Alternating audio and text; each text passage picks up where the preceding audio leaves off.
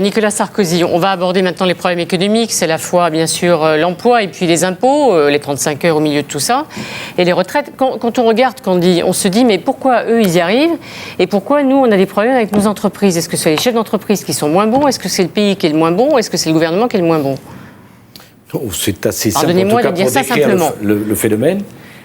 Moins d'impôts, moins de charges, plus de liberté. L'invraisemblable façon dont les 35 heures ont été mis en œuvre, notamment pour les PME, de les sacrifier en la matière, par cette méthode au bris là, d'uniformisme, là, d'archaïsme et de suppression de dialogue, voilà pourquoi ils s'en sortent. La question difficile pour nous, il ne suffit pas qu'il y ait la croissance dans le monde. La croissance est indispensable, d'ailleurs on l'a bien vu. Les 4 années où il y a la croissance internationale, le chômage a reculé. Depuis 1 an où il n'y a plus la croissance, le chômage repart. Mais il ne suffit pas qu'il y ait la croissance dans le monde. Il faut encore que nos entreprises aient la compétitivité pour prendre le plus possible de cette part de croissance. Or, la question des charges sociales dans notre pays est une question centrale. Chaque fois qu'on a baissé les charges sociales, il y a un récent rapport de l'INSEE qui est très intéressant, qui montre que les allègements de charges de 93 à 97 ont créé 460 000 Ça a été contesté par tous les économistes, le rapport. Non, mais je ne sais pas les économistes d'eau. En tout cas, l'INSEE existait avant les 10 économistes. L'INSEE a contesté ce rapport lui-même. Ah bon, peu importe, continuez. Alors, baisse des charges. Enfin, pardon, on n'est pas à l'université. Enfin, je veux dire, excusez-moi. Continuez. Merci. Merci, monsieur le professeur. Non, mais si vous étiez mon élève, vous n'auriez pas fait cette erreur. Non, mais pardon. Mais je ne le suis pas, justement. Justement, c'est peut-être dommage pour moi. Mais enfin, merci de me donner l'autorisation de continuer, Arnaud Chabot. Je vous en prie. Mais ça ne se passe pas comme ça. Chacun peut avoir ses convictions. La question de l'allègement des charges est une question centrale. Pourquoi ? Parce que chaque fois qu'on allège les charges, on rend le coût du travail moins cher et on encourage les entreprises à engager les plus jeunes, ceux qui ont besoin d'un emploi ou ceux qui n'ont pas de qualification. Alors, si vous voulez qu'on prenne point par point, Nicolas Sarkozy, pour qu'on s'y retrouve, on reste sur l'allègement des charges. Tout ça, c'est bien. Non, on ne commence pas par l'allègement des charges. On commence par le fait que depuis 1997, la France a eu une croissance supérieure à la moyenne européenne, alors qu'avant 1997, elle avait une croissance inférieure à la moyenne européenne. Alors, je veux bien qu'on dise, il faut faire ci, il faut faire ça. Toutes les mesures ont des avantages et des inconvénients. La réalité, c'est que de 1993 à 1997, vous avez fait moins bien que nos voisins, et de 1997 à 2002, nous avons fait mieux que nos voisins. Ne dites pas non. Tout le monde a ces chiffres, ils sont publics. Bon. Je dis au professeur Strauss-Kahn, pardon, on peut de temps en temps être en désaccord avec vous. Mais pas sur les chiffres, pas sur les chiffres. Très bien. La croissance. Alors, il y a un chiffre, j'aimerais demander votre avis. Alors, je vais vous donner exactement les chiffres, si vraiment vous voulez. Quelle est l'année où on a été les champions du monde du prélèvement obligatoire? Mais c'est pas le sujet. Je vous parlais de la quand croissance. C'est 99. Je vous parlais de la croissance. Qui était le ministre des Finances à l'époque? C'est terrible que vous ne vouliez pas parler des sujets dont on parle. On parlait de la croissance. On parlera des prélèvements obligatoires après, si vous le voulez bien. Les prélèvements obligatoires, ils sont aujourd'hui exactement au même niveau qu'en 97. Exact. Alors qu'en 97, ils étaient sensiblement au-dessus de 93.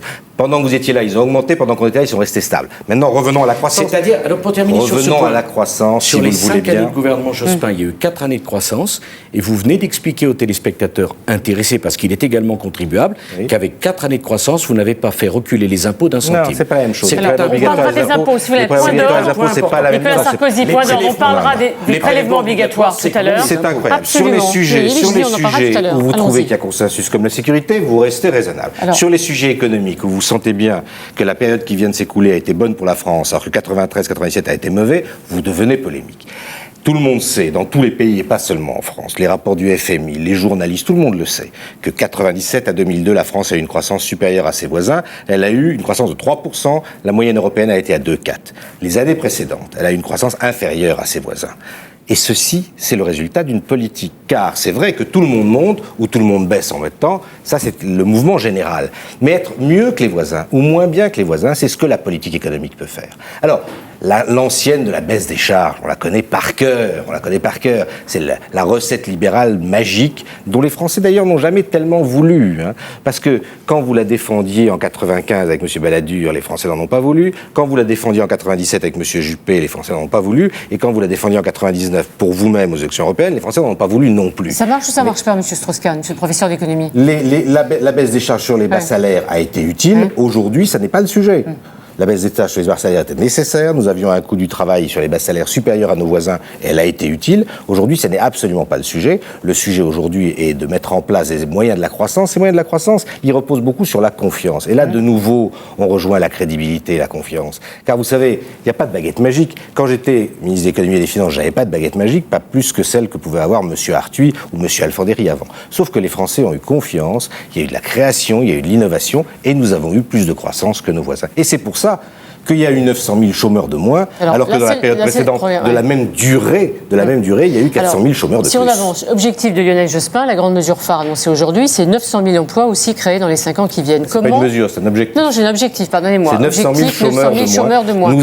Comment fera-t-il et comment ferez-vous ? Nous avons eu 900 000 chômeurs de moins dans les 5 ans qui viennent de s'écouler, et nous nous fixons pour objectif d'avoir 900 000 chômeurs de moins à nouveau dans les 5 ans qui viennent.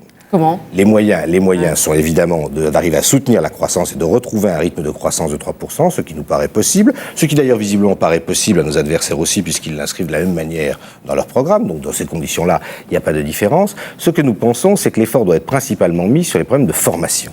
Et ils seront mis sur le fait que dans les années qui viennent, 3 millions d'emplois vont être libérés par des départs à la retraite qui sont principalement des emplois qualifiés, et nous n'avons pas encore aujourd'hui les gens pour les remplacer. Ce problème de formation, de qualification, l'objectif que se donne Lionel Jospin d'avoir plus aucun jeune qui sorte du système de formation sans qualification est un objectif tout à fait majeur, qui d'ailleurs peut être partagé très au-delà des socialistes et de la gauche. Et cet objectif-là, nous le tiendrons. Parce que, encore une fois, il y a un problème de crédibilité sur ce qu'on annonce et sur ce qu'on fait.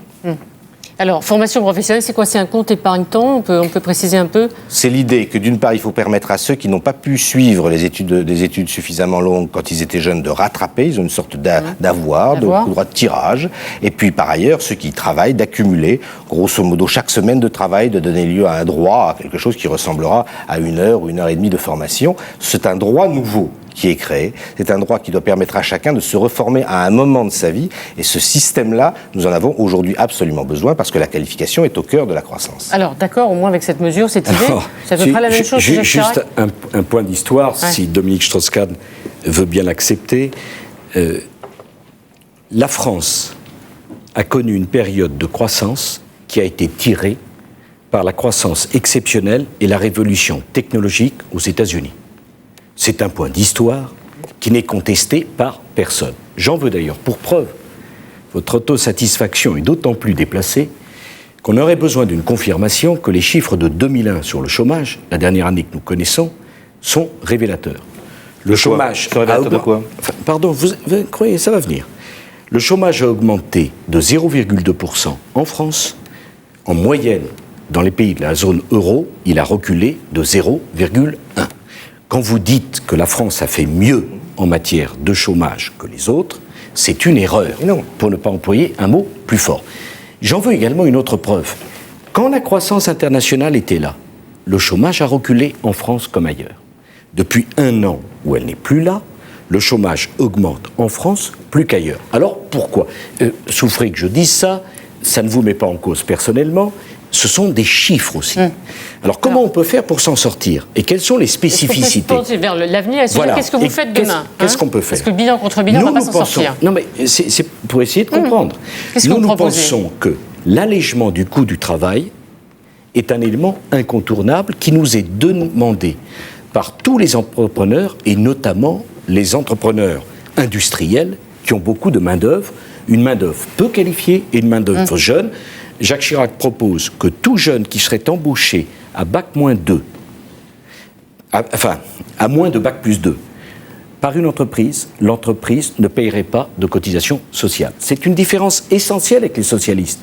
Avec les contrats emploi jeunes, ils ont envoyé les jeunes vers l'administration pour une occupation. Nous voulons envoyer les jeunes vers l'entreprise avec un métier.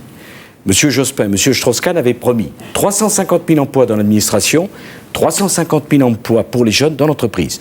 Il y a eu 0 emploi dans l'entreprise, forcément, parce que quand Monsieur Jospin dit qu'il va créer 900 000 emplois, on se demande bien quand un Premier ministre a-t-il créé des emplois. Le coût du travail est un élément essentiel. Quand on décharge une entreprise, ça coûte 85 000 francs. Quand on fait payer les 35 heures, c'est 130 000 francs l'emploi. Et la faillite en la matière, ce n'est pas l'inefficacité de la baisse des charges qui marche partout. c'est les 35 heures dont chacun s'accorde à reconnaître aujourd'hui qu'ils n'ont pas créé les emplois que Martine Aubry dit. La preuve, et j'en termine par là, de Strauss-Kahn, c'est que le ministre des Affaires sociales sur la formation professionnelle aussi, annonce 400 000 emplois créés par les 35 heures. Le ministre des Finances, Laurent Fabius, a annoncé 225 000. Entre deux ministres du même gouvernement, c'est du simple double. Alors, sur la formation professionnelle, nous sommes d'accord, deux chiffres, 2 200 000 chômeurs en France, 900 000 offres d'emploi insatisfaites. La formation professionnelle est aujourd'hui inégale parce qu'elle profite d'abord à ceux qui ont déjà une formation et inefficace. Cela représente des sommes considérables. Nous souhaitons que chaque Français, quel que soit son parcours, quel que soit son âge, ait le droit à une deuxième chance pour apprendre un deuxième métier s'il est par exemple victime d'un licenciement économique. Alors voilà, on verra tout à l'heure comment on finance tout ça, parce qu'il ne suffit pas d'annoncer des budgets. Bien sûr. Alors, sur le premier point quand même, cette affaire de la baisse des charges, le CNPF dans les années 80, le MEDEF aujourd'hui l'a toujours mis en avant, on connaît ça par cœur, on en connaît les mérites sur les bas salaires, elles ont eu lieu, ces suppressions de charges. Aujourd'hui, il n'y a plus de charges sur le SMIC. Vous n'y êtes pas revenu d'ailleurs sur les allégements de charges Balladur et Juppé. Vous les avez gardés. Nous en avons rajouté sur les bas salaires. Si c'était mauvais. Laissez-moi finir. Pardon. Très bien. Mais vous étiez tellement contre. Vous auriez pu les supprimer. Pas du tout. Sur les bas salaires, où il y avait un problème de coût du travail, les allégements de charges ont été utiles. Aujourd'hui, elles ont disparu, le problème ne se pose plus, et le coût du travail en France est à la moyenne européenne. Il n'est pas supérieur au coût du travail en Allemagne ou du coût du travail en Angleterre. Et donc, c'est une sorte d'ancienne que vous reprenez tout le temps comme si c'était une sorte de baguette magique que de croire que la baisse des charges crée des emplois. Comme vous l'avez dit très justement tout à l'heure, c'est demandé par tous les chefs d'entreprise, parce qu'évidemment, leur problème à eux, c'est de payer le travail le moins cher possible. Le problème, c'est qu'aujourd'hui, ce qui a été fait en matière de baisse des charges est arrivé à peu près à son terme. On voit d'ailleurs très mal, et vous avez fait des déclarations hier ou avant-hier, en présentant le programme de Jacques Chirac, qui était très différente de celle d'Alain Juppé et de M. Ruffnac. Je suis tout à fait prêt à vous en occuper, à vous en expliquer.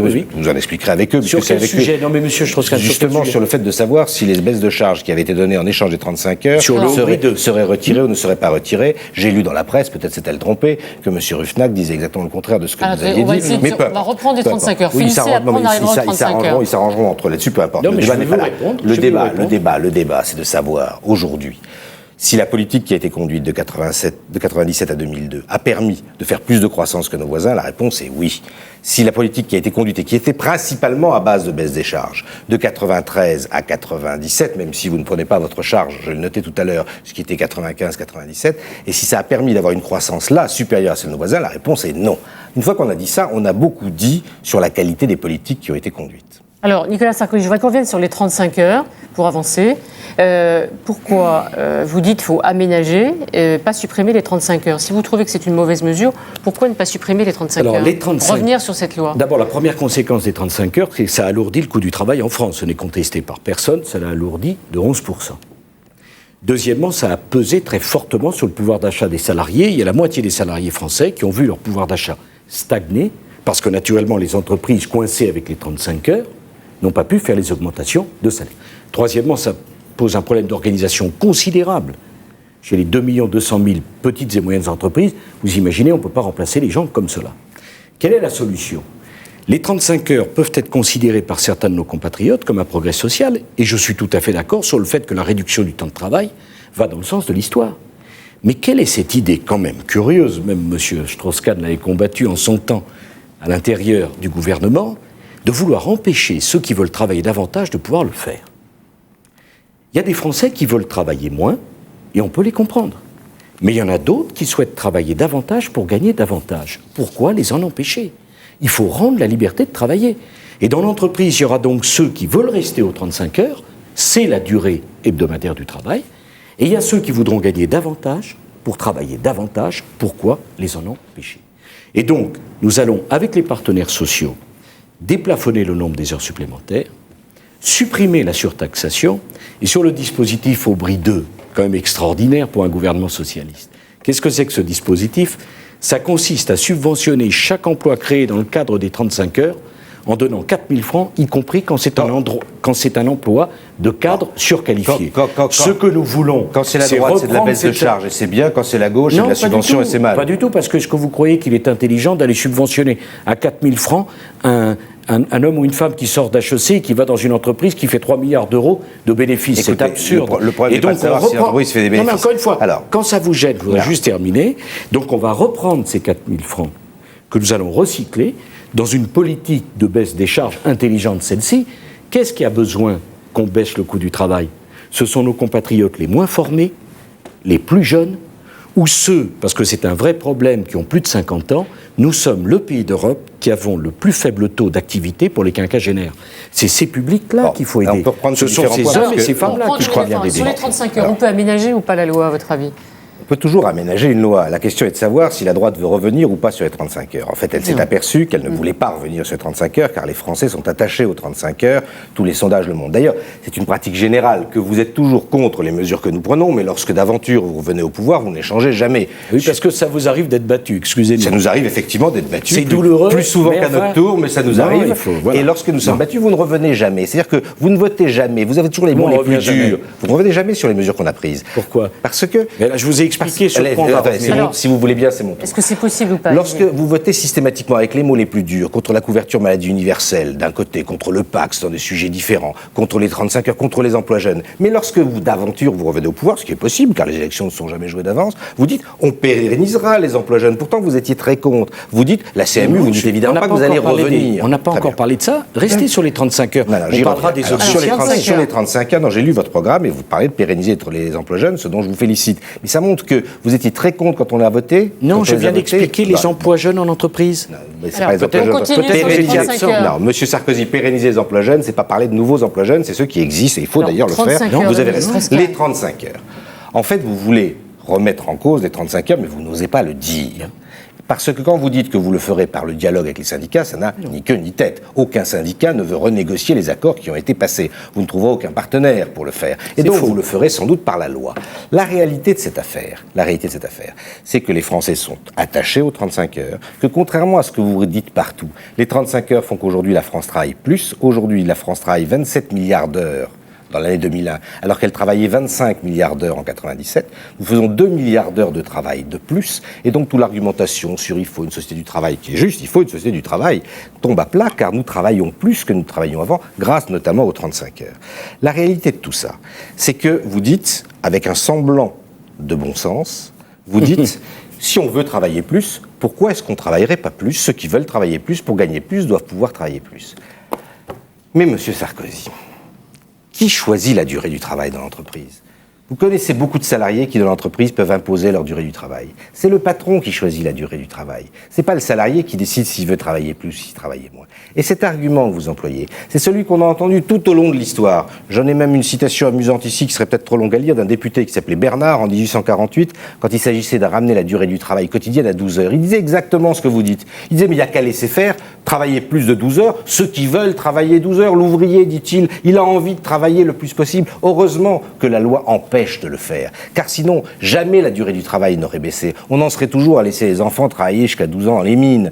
Heureusement que votre argument, l'argument libéral traditionnel, ça fait 150 ans qu'on l'entend. Heureusement que cet argument-là a toujours été combattu par la loi qui empêche effectivement celui qui a la liberté dans l'entreprise et qui est le chef d'entreprise d'imposer la durée du travail qu'il veut à son salarié. Donc cette fausse liberté que vous mettez en avant, on voudrait être libre, on voudrait travailler plus. La liberté dans l'entreprise, c'est pas le salarié qui l'a. Les caissières du supermarché qui travaillent dans des horaires décalés, des emplois parfois à mi-temps imposés, extrêmement difficiles, c'est pas elles qui ont le choix de dire je voudrais travailler à d'autres heures, je voudrais travailler un peu plus, je voudrais gagner un peu plus d'argent. La réalité, c'est que toutes les lois de réduction de la durée du travail depuis un siècle et demi, et comme vous le savez, qui ont commencé en mettant fin à des situations atroces, notamment sur le travail des enfants, toutes ces lois-là ont dû imposer qu'on ne puisse pas le dépasser, même si certains, il peut y en avoir quelques-uns, voulaient travailler plus, parce que sinon, elles ne seraient jamais rentrées dans les faits. Objection, puis qu'est-ce qu'on parle des caissières de supermarché, on va demander à Michel-Édouard Leclerc. Parce que je suis désolé que ça vous agace. Non. C'est habituel, c'est le socialisme. Sur les heures supplémentaires. On avait déjà eu le coup de Jospin qui nous avait expliqué qu'on était les amis des esclavagistes. Donc, le coup du Strauss-Kahn, défendant la veuve et l'opprimé, c'est un coup bien classique. Vous avez fait les petites trompettes à la Jaurès. On va revenir à aujourd'hui. On est en 2002. Figurez-vous que le passé des uns et des autres éclaire le présent. Mais bien sûr. Bon. Alors sur les heures supplémentaires qui ne sont pas décidées par les salariés, mais par les entreprises. C'est bien, M. Strauss-Kahn s'est fait pardonner son image moderniste au Parti socialiste. Il nous a fait un coup d'archaïsme. On aurait dit Henri Emmanuelli, et de mon point de vue, c'est pas un compliment. Alors on va revenir. Pour moi, ce n'est pas une. On va revenir. Pour moi non plus d'ailleurs. On va revenir à 2002, si vous le voulez bien. Hein, parce que vous êtes tellement gêné sur ce qui se passe en 2002 qu'il vous faut remonter au 19e siècle. Je vous dis que vous dites la même chose qu'au 19e siècle. Alors, on va y aller.